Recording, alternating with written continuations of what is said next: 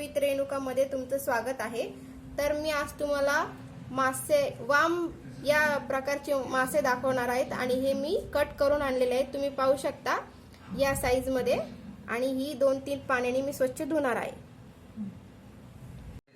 तर आपण वाम माशाच्या भाजीसाठीचं वाटण बघूया। त्याच्यासाठी मी 2 छोटे कांदे घेतले, अर्धी वाटी खोबरं घेतलं, थोडी कोथिंबीर, आल्याचा तुकडा, 7-8 लसूण पाकळ्या आणि तीळ। तुम्ही फुटाणे पण घालू शकता, तीळ पण घालू शकता, तर मी तीळ घालत आहे। आता आपण हे भाजून घेऊया।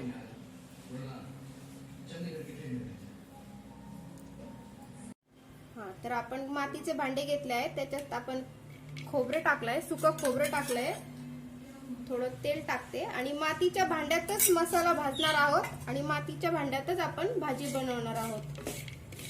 मातीच्या भांड्यातली भाजी पौष्टिक आणि चवदार असते, तुम्ही पाहू शकता। तर या भांड्यात खोबरं काढून घेतले, तर मी कांदा टाकत आहे। कांदा पण ब्राऊन रंगावर भाजून घ्यायचा आहे।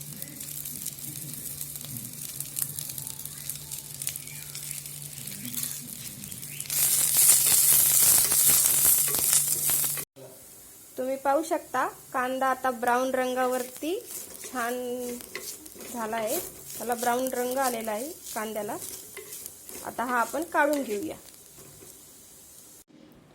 यातच आपण तीळ टाकूया। आता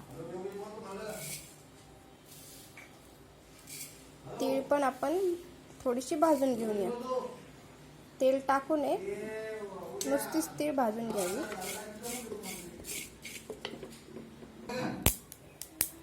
तर आपली तीळ भाजून झाली, तिळाचा कलर बदललेला आहे।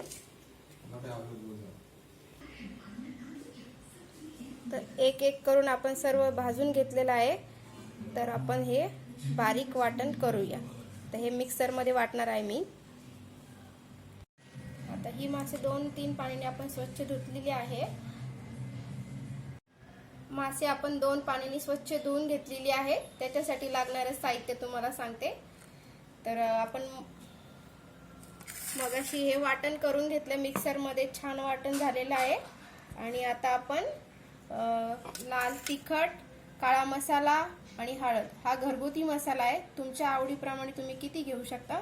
मी 2-3 चमचे लाल तिखट घेतले आणि 2 चमचे काळा मसाला घेतला, अर्धा चमचा हळद। आणि मी आता तेल तापायला ठेवत आहे।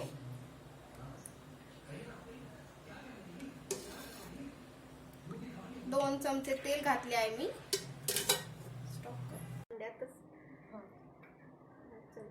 केलं का?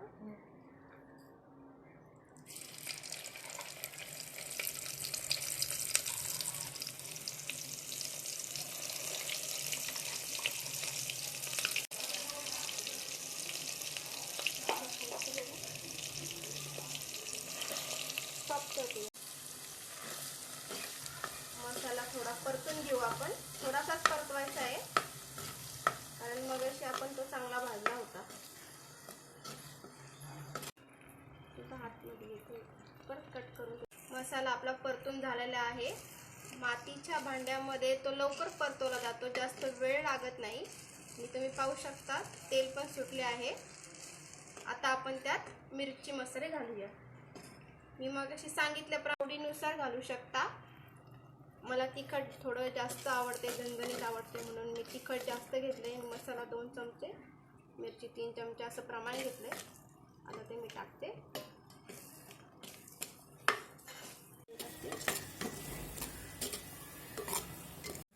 मसाला हलवला आहे, यातच मी थोडंसं मीठ टाकत आहे, तुम्ही पाहू शकता।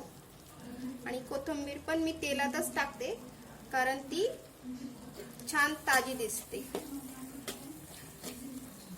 आता यात मी थोडंसं गरम पाणी ओतत आहे, थोडंसंच ओतायचं आहे। आणि बारीक गॅसवरती तेल सुटेपर्यंत थोडंसं हलवायचंय। छानपैकी तेल सुटले आहे, तुम्ही पाहू शकता। आणि यात आता मी धुतलेले मासे टाकणार आहे।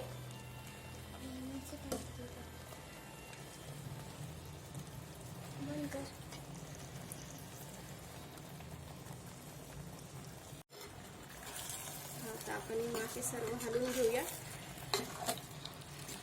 तुमच्याकडे जर लाकडी चमचा असेल तर तुम्ही लाकडी चमच्याचाही वापर करू शकता. माझ्याकडे नाहीये.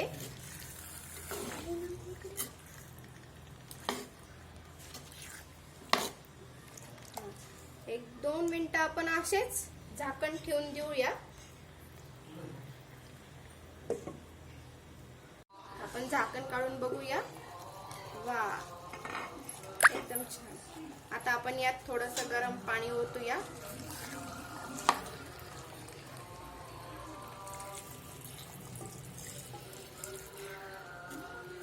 तुम्ही तुमच्या आवडीनुसार भाजीला रस्सा बनवू शकता.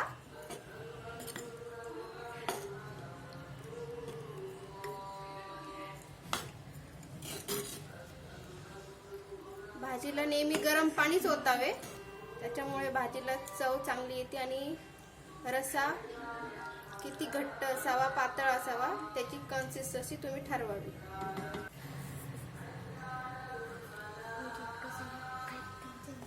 आणि एक उकळी येण्याची वाट पाहूया.